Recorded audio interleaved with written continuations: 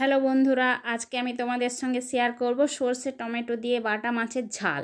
দেখো বন্ধুরা, এগুলো আমাদের পুকুরের বাটা মাছ, এখনই ধরা হয়েছে, তাই মাছগুলো জ্যান্ত রয়েছে। মাছগুলো আমি একটা জামবাটিতে রাখলাম। এবারে আমি একটা একটা করে মাছগুলো কেটে নিচ্ছি।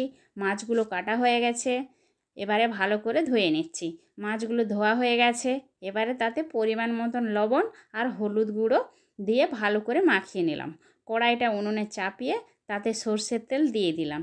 এবারে একটা একটা করে বাটা মাছগুলো দিয়ে দিচ্ছি। তারপর মাছগুলোকে উল্টে দিলাম। দেখতে পাচ্ছ বন্ধুরা, মাছগুলো ভাজা হয়ে গেছে।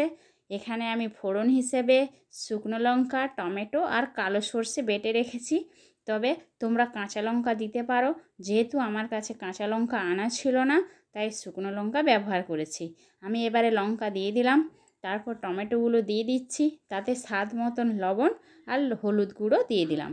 কালার করার জন্য একটু লঙ্কা গুঁড়ো দিলাম। এবারে ওটাকে ভালো করে নাড়াচাড়া করব।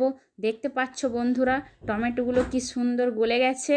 আমি যে সর্ষে বাটা রেখেছিলাম ওটাকে ভালো করে জলে গুলিয়ে নিচ্ছি, কারণ সর্ষের খোসাগুলো নিচে থেকে যাবে।